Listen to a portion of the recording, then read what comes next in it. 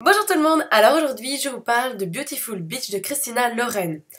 C'est le troisième tome de la saga Beautiful. C'est très rare que j'aime une saga et quand j'en aime une, c'est vraiment à fond. Ce que j'ai toujours peur en commençant des sagas, c'est qu'à un moment ça passe en réchauffé. C'est-à-dire que voilà, vous êtes dans un roman érotique, comment ne pas faire du réchauffé? Hein? Voilà, leur but de l'histoire c'est qu'ils baissent tout le temps. Comment ne pas faire du réchauffé? Et je trouve que l'auteur est géniale pour ça, parce que voilà, elle ne tombe pas dans ce problème-là de réchauffer. C'est magique. Alors en fait, le bouquin, ça se passe juste après qu'ils se remettent ensemble, Chloé et Bennett. Vous allez voir des flashbacks de ce qui s'est passé, des contraintes qu'ils ont eues dans leur couple. En ce moment, ils ont énormément de boulot, ils n'arrivent plus trop à se voir. Du coup, c'est ça. Bennett, il veut absolument avoir un moment avec elle, il veut passer du moment avec elle. Vous voyez qu'il l'aime, mais un point. Ah, mais c'est magnifique. Je suis désolée, mais quand vous avez le point de vue d'un homme et qu'on vous dit qu'il est fou amoureux de sa copine, je pense qu'il n'y a aucune fille ne peut être insensible à ça, hein. C'est-à-dire qu'on rêverait d'être dans la tête de notre mec pour entendre la même chose. Et donc voilà, Bennett va organiser un voyage en France avec Chloé pour une raison particulière à la fin qui est complètement magique. Comme je le disais, il y a énormément de flashbacks. J'ai eu vraiment du mal avec ça parce qu'à chaque fois, ça cassait, je vais dire, au moment où ils allaient le faire, hein. Donc ça vous frustre. Ça vous frustre autant que les personnages qui n'arrivent pas à le faire.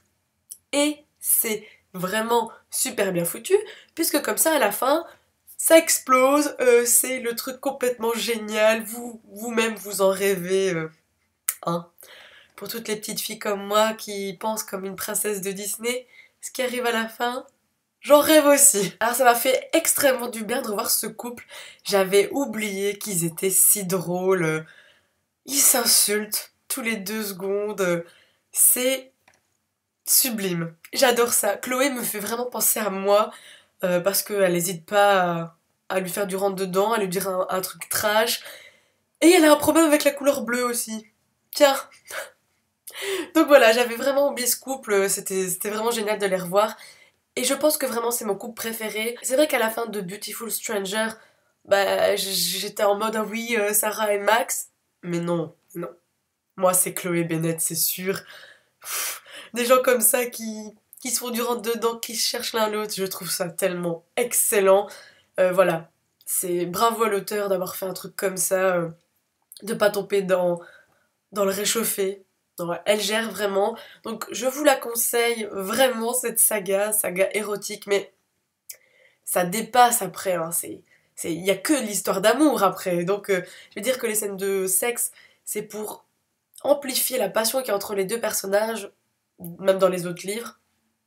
Voilà, c'est génial. Donc foncez. Si vous avez envie de lire une saga érotique qui tient la route, qui est excellent, vous avez le point de vue de l'homme, ce qui rend ça sublime. Et on se dit à très bientôt pour une prochaine vidéo. Salut! Soit, ok, on commence. Putain, ça m'énerve. Ah. Faut que je recommence.